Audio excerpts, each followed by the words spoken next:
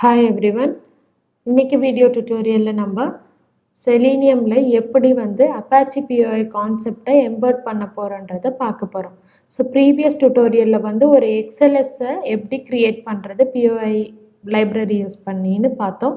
இப்போ அதே எக்ஸ்எல்எஸ் எக்ஸை எப்படி பிஓஐ எக்ஸ்எம்எல் யூஸ் பண்ணி க்ரியேட் பண்ணுறது, அதுக்கப்புறம் டேட்டாஸை எக்ஸல்லேருந்து ரீட் பண்ணி எப்படி நம்ம செலீனியமில் எம்பர்ட் பண்ணுறதுன்றது தான் இந்த வீடியோ டியூட்டோரியலில் நம்ம பார்க்க போகிறோம். ஸோ இன் ப்ரீவியஸ் டியூட்டோரியலில் இதே நான் கோடு தான் யூஸ் பண்ணேன். இதிலே சின்ன சேஞ்சஸ் பண்ணி நான் எப்படி எக்ஸ்எல்எஸ்ஸை க்ரியேட் பண்ணுறதுன்னு காமிக்க போகிறேன். ஸோ மேஜர் சேஞ்சஸ் இல்லை, நான் ப்ரீவியஸ் டியூட்டோரியலில் சொன்ன மாதிரியே தான். எக்ஸ்எல்எஸ் எஸ்னா ஹெச்எஸ்எஸ்எஃப் கிளாஸை யூஸ் பண்ணணும். இதே எக்ஸ் அப்படின்ற எக்ஸ்டென்ஷனை நீங்கள் மாற்றினீங்கன்னா எக்ஸ்எஸ்எஸ்எஃப்ன்றதை யூஸ் பண்ணணும், ஏன்னா ஊப்ஸ் கான்செப்டுக்கு ஏற்ற மாதிரி. ஸோ நீங்கள் அவுட்புட் ரைட் பண்ணணுன்னா அவுட்புட் ஸ்ட்ரீம்னு யூஸ் பண்ணணும். இப்போ நீங்கள் அவுட்புட் ஸ்ட்ரீம்னு யூஸ் பண்ணிட்டதுக்கப்புறம் அந்த ட்ரைவில் நான் இந்த பிஓஐ எக்ஸ்எம்எல் அப்படிக்கு பதிலாக சாம்பிள் பிஓஐ அப்படின்ற ஒரு கிளாஸ், ஒரு எக்ஸல் ஃபைலை தான் க்ரியேட் பண்ண போகிறேன். ஸோ இப்போ ஃபைல் நேம் மட்டும் மாற்றிக்கோங்க, இல்லைன்னா டூப்ளிகேட் ஃபைல் நேம்ஸ் ஆகிடும். ஸோ மாற்றிட்டு ஃபார்மேட்டை எக்ஸ்எல்எஸ்எக்ஸ்ன்னு மாற்றிக்கோங்க. இப்போது ஹெச்எஸ்எஸ்எஃப் ஒர்க் புக் அப்படிக்கு பதிலாக XSSSF work book equal to new XSSF அப்படின்னு மாற்றிட்டிங்கன்னா போதும். அதுக்கேற்ற மாதிரி பேக்கேஜை நீங்கள் இம்போர்ட் பண்ணிக்கோங்க. ஹெச்க்கு பதிலாக S, so X stand for SLSX. So இப்போ இம்போர்ட் பண்ணிக்கோங்க பேக்கேஜ். எப்போவுமே யூசர் மாடல் பேக்கேஜ் தான் நீங்கள் இம்போர்ட் பண்ணணும். இப்போ ஆட் த்ரோ எக்ஸெப்ஷன் கொடுத்துட்டு நீங்கள் ரைட் ஆப்ரேஷன், ஃப்ளஷ், க்ளோஸ் இது மூணும் கொடுத்துருங்க. இப்போ உங்கள் பிரிண்டில் எக்ஸ்எல்எஸ் எஸ்ஸுக்கு பதிலாக எக்ஸ்எல்எஸ் எக்ஸ்ன்னு கொடுத்துருங்க, ஜஸ்ட் ஃபார் யோர் டிஃப்ரென்ஷியேஷன். இப்போ என்ன பண்ணுறீங்கன்னா உங்களோட அவுட்புட் ஸ்ட்ரீம் எக்ஸ்எல்எஸ் எக்ஸ் ஃபார்மேட்டில் இருக்கணும். எக்ஸ்எஸ்எஃப் ஒர்க் புக்கும் ஷீட்டும் தான் யூஸ் பண்ணணும். இப்போ ஷீட் நேம் மாற்றிக்கோங்க, எக்ஸ்எல்எஸ்எக்ஸ் ஷீட் அப்படின்னு நான் மாற்றுறேன். ஸோ இப்போ எல்லாம் மாற்றிட்டு உங்களோட ஃபைலை ரன் பண்ணிங்கன்னா அந்த பாத்தில் அந்த ஃபைல் க்ரியேட் ஆகிருக்கும். அதுக்குள்ளே ஷீட் நேம் எக்ஸ்எல்எஸ்எக்ஸ் ஷீட் அப்படின்னு க்ரியேட் ஆகிருக்கும். இப்போ ரன் ஆஸ் ஜாவா அப்ளிகேஷன் கொடுங்க.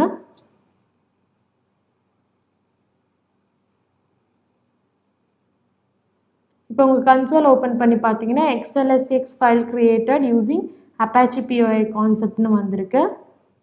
இதில் பிஓஐ எக்ஸ்எம் சாம்பிள் டாட் எக்ஸ்எல்எஸ்ன்னு இருக்குது. ஓப்பன் பண்ணுங்கள்.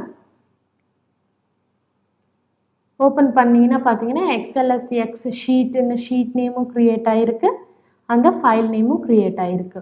ஸோ இதே மாதிரி உங்களுக்கு எப்போல்லாம் எக்ஸ்எல்எஸ்எஸ் தேவையோ அப்போல்லாம் எக்ஸ்எல்எஸ்எஸும், எப்போல்லாம் எக்ஸ்எல்எஸ் தேவையோ அப்போ நீங்கள் யூஸ் பண்ணிக்கலாம். அட்வான்ஸ்டையும் யூஸ் பண்ணிக்கலாம், நீங்கள் இல்லைன்னா பேசிக்ஸையும் யூஸ் பண்ணிக்கலாம். இப்போ நீங்கள் என்ன பண்ணுறீங்கன்னா உங்களோட ஃபைலில் ஜஸ்ட் மிக்ஸ் மேட்ச் பண்ணி பார்க்குறோம். ஒரு ஃபைலில் நான் எக்ஸ்எல்எஸ்எஸ்க்கு பதிலாக எக்ஸ்எல்எஸ் மட்டும் யூஸ் பண்ணி நான் ஹெச்எஸ்எஸ்எஃப் ஒர்க் புக்கையே யூஸ் பண்ணுறேன். அப்போ நம்மளோடது எப்படி இருக்குன்னு நம்ம பார்க்க போகிறோம். ஸோ க்ரியேட்டட்னு வந்திருக்கு. ஸோ இந்த இடத்துல போயிட்டு நான் என்ன நேமில் க்ரியேட் ஆகிருக்குன்னு பார்க்குறேன். ஸோ பார்த்தீங்கன்னா அதே நேமில் தான் க்ரியேட் ஆகிருக்கு. ஜஸ்ட் அந்த எக்ஸலை ஓப்பன் பண்ணுங்கள்.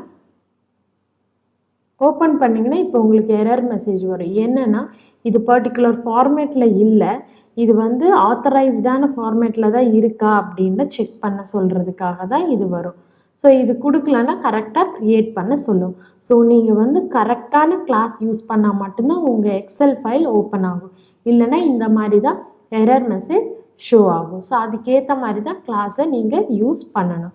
இன்டர்ஃபேஸையும் அப்படி தான் நீங்கள் யூஸ் பண்ணணும். ஸோ இப்போ நான் ஏற்கனவே க்ரியேட் பண்ணி வச்ச எக்ஸலில் டேட்டாஸை கொடுத்து எப்படி அதை ஆக்சஸ் பண்ணி நம்ம செலீனியமுக்கு எம்பர்ட் பண்ணுறதுன்னு பார்க்க போகிறோம். ஸோ ஜேஎக்ஸ்எல் மாதிரியே தான், பட் இங்கே யூஸ் பண்ணுற மெத்தட்ஸ் அண்ட் கிளாஸஸ் வேறு. ஸோ இப்போ என்ன பண்ணுறீங்கன்னா உங்களோட எக்ஸல் ஓப்பன் பண்ணிவிட்டு அதில் என்னென்ன டேட்டாஸ் வேணுமோ அதெல்லாம் கொடுத்து நம்ம எக்ஸிக்யூட் பண்ணி பார்க்கலாம். ஸோ அதுக்காக ஒரு புது ஜாவா கிளாஸ் வந்து ரீட் ஆப்ரேஷனுக்காக நம்ம க்ரியேட் பண்ணுறோம். ஸோ நீங்கள் உங்கள் ப்ராஜெக்டை பேக்கேஜை செலக்ட் பண்ணிட்டு நியூ கிளாஸ் இதில் வந்து POI ரீட் இல்லைன்னா வேறு ஏதாச்சும் நேம்ஸ் கொடுக்கலாம்.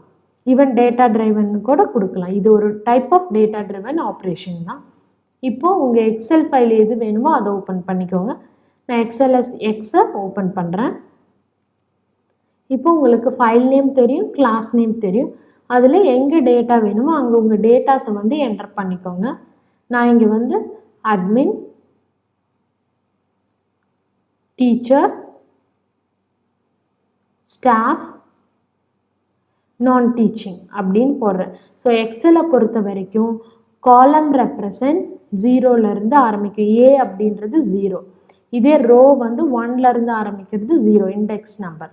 ஸோ அதை நீங்கள் கரெக்டாக ஞாபகம் வச்சுக்கணும். ஸோ உங்களோட ரோ தான் இங்கே இன்க்ரிமெண்ட் ஆகுது, காலம் வந்து A மட்டும்தான். ஸோ காலம் நம்பர் எங்கெல்லாம் கேட்குதோ அங்கெல்லாம் 0 தான் கொடுக்கணும்.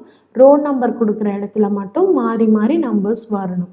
ஸோ இது வந்து JXL நம்ம யூஸ் பண்ணியிருக்கோம், அதே கான்செப்ட் தான். இப்போ வந்து உங்களோட ஃபைலை கெட் பண்ணணும். ஸோ எங்கே டேட்டாஸ் இருக்கோ அந்த எக்ஸல் ஃபைலை கெட் பண்ணால் தான் நம்மளால் ஆப்ரேஷன் பண்ண முடியும். ஸோ நீங்கள் ஃபைல் இன்புட் ஸ்ட்ரீம்னு கொடுக்கணும்.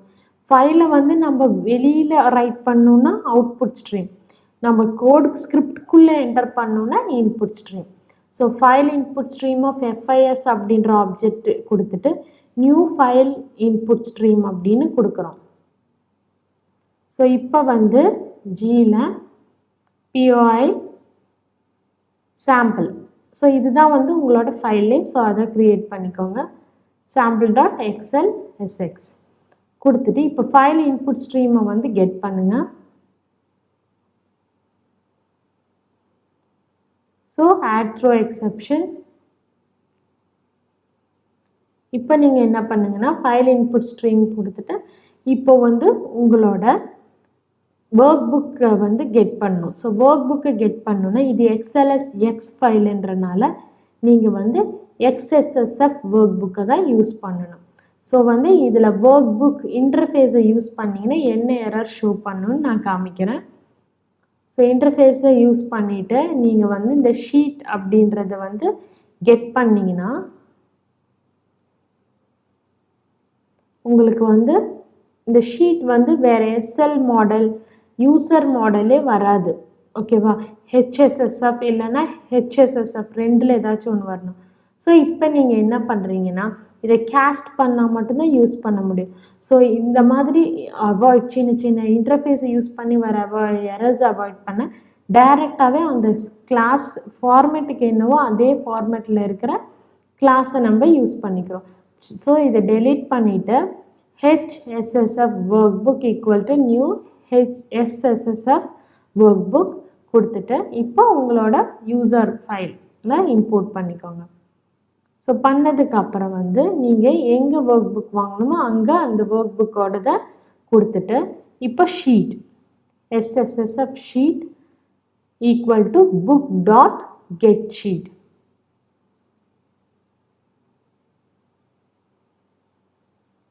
ஸோ கெட் ஷீட் போட்டுட்டு நீங்கள் இங்கே வந்து உங்கள் ஷீட் நேம் XLS ஷீட் அப்படின்னு கொடுக்கணும்.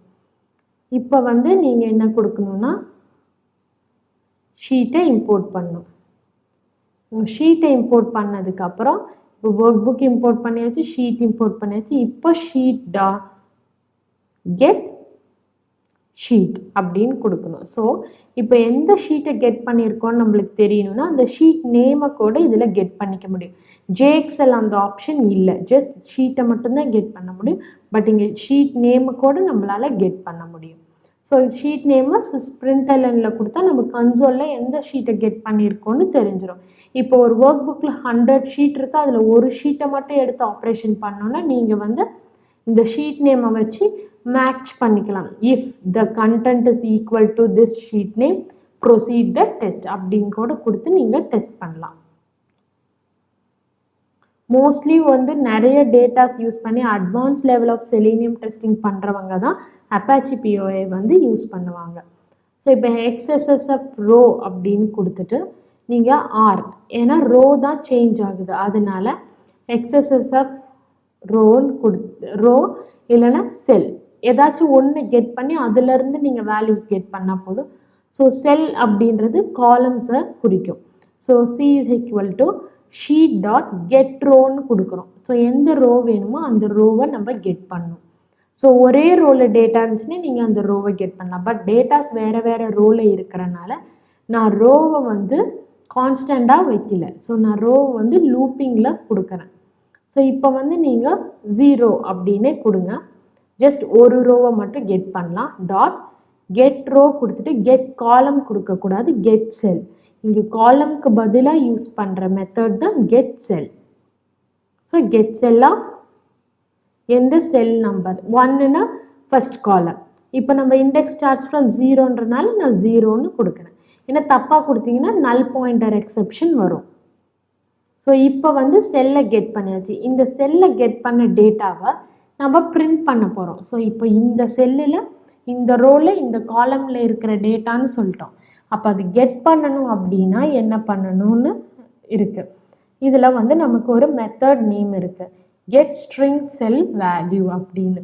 ஸோ உங்களோட செல்லோட ஆப்ஜெக்டை கால் பண்ணிவிட்டு டாட் கெட் ஸ்ட்ரிங் செல் வேல்யூன்னு கொடுக்கணும். ஸோ இப்போ கொடுத்துட்டிங்கன்னா இதை சிஸ்டம் டாட் அவுட்டில் பிரிண்ட் பண்ணுங்கள். ஜஸ்ட் நம்மளுக்கு அது கெட் ஆகுதான்னு மட்டும் டெஸ்ட் பண்ணிட்டு அப்புறம் செலீனியம் கோடில் இதை எம்பர்ட் பண்ணிக்கலாம். ஸோ ஷீட் நேம் கெட் ஆகிடுச்சு, அட்மின்ன்ற ஃபர்ஸ்ட் டேட்டா கெட் ஆகிடுச்சு. ஸோ இப்போது இதில் ஒரு டேட்டா கெட் ஆகணும்னா நீங்கள் கொடுக்கலாம். இதே 100 டேட்டா இருந்துச்சுன்னா நீங்கள் ஒரு டைமும் வந்து ரோ காலம் கொடுத்துட்டு இருக்க முடியும். ஸோ ஜஸ்ட் கோ ஃபார் லூப்பிங்னு சொல்லலாம். ஸோ இப்போ லூப்பிங் கான்செப்டை இதில் இன்க்ளூட் பண்ணுங்கள்.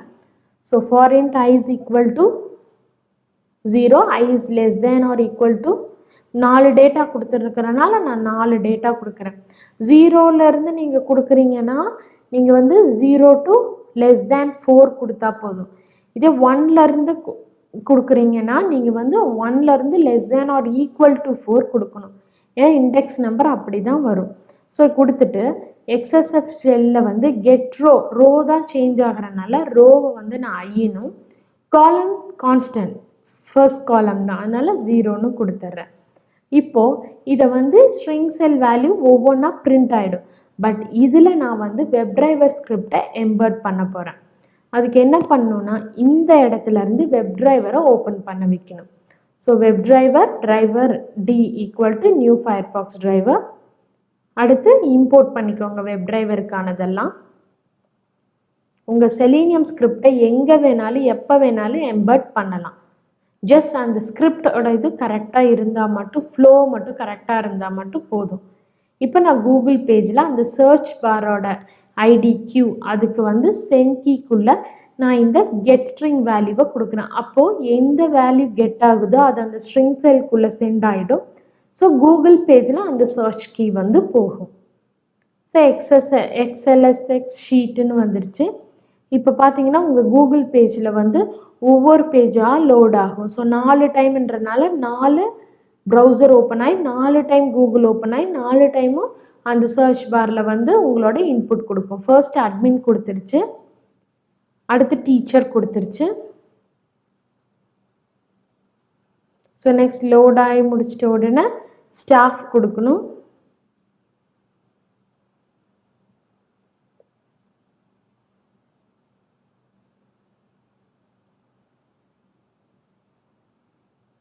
ஸ்டாஃப் வந்துருச்சு. ஸோ நெக்ஸ்ட் வந்து நான் டீச்சிங். ஸோ அட்மின் பார்த்தீங்கன்னா மேலே 4 ப்ரௌசர், அட்மின், ஸ்டாஃப், டீச்சர், நான் டீச்சிங். ஸோ இந்த மாதிரி எல்லாமே கெட் ஆயிடுச்சு. கடைசியாக நல் பாயிண்டர் எக்ஸெப்ஷன் வந்திருக்கு. ஏன்னா I is equal to 4ன்னு கொடுத்துருக்கேன். அந்த ஈக்குவல் டுவை நீங்கள் டெலீட் பண்ணி ரன் பண்ணிங்கன்னா நான் டீச்சிங் வேறு தான் ரன் பண்ணும்.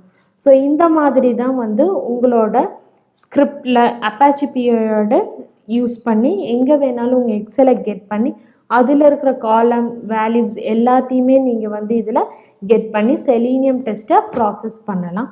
நெக்ஸ்ட் செஷனில் நம்ம டெஸ்ட் என்ஜினோட parallel testing, cross browser testing எப்படி பண்ணுறதுன்னு பார்க்கலாம். தேங்க்யூ.